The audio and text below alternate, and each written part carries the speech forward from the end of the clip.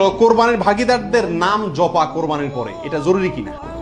অমুকের নামে কোরবানি দেওয়া, তমুকের নামে কোরবানি দেওয়া, 7 নামে, 3 নামে, 5 নামে, এরকম একটা কথা সমাজে প্রচলিত আছে। এই কথাটা বলাটা সঠিক কিনা? এর উত্তর হলো না, এটা সঠিক না। এই কথাটা ভুল। কিন্তু এই ভুলটা এমন ভুল না যে ভুলের কারণে বড় ধরনের গুনাহ হয়ে যাবে, কারণ এটা বলার ভুল। এভাবে বলাটা উচিত না, কারণ কোরবানি হবে মূলত আল্লাহ সুবহানাহু ওয়া তাআলার নামে। অতএব 5 নামে, 4 নামে, 3 নামে, 7 নামে কোরবানি হয় না। নাম শুধু একটাতেই হয়, সেটা হলো বিসমিল্লাহ, আল্লাহর নামে। ঠিক না ঠিক? অতএব এই কথাটা বলার ভুল। এখানে বলতে হবে 7 জনের পক্ষ থেকে, 3 জনের পক্ষ থেকে, বা 3 শরিক, 5 শরিক, 5 শেয়ার, 5 ভাগ, এভাবে বলা যেতে পারে।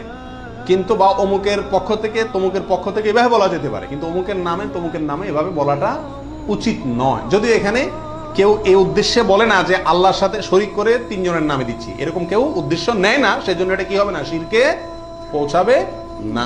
তারপর এভাবে না বলাই উচিত এবং উত্তম, নিরাপদ। কোরবানির ভাগীদারদের নাম জপা কোরবানির পরে এটা জরুরি কিনা? আপনারা দেখবেন ভাগীদারে কোরবানি যদি দেয়, তার লিস্ট লিখতে লিখতে অবস্থা খারাপ হয়ে যায়। এবং যিনি কোরবানির পশু জবাই করেন, ওই হুজুর নাম নিতে নিতে অবস্থা খারাপ।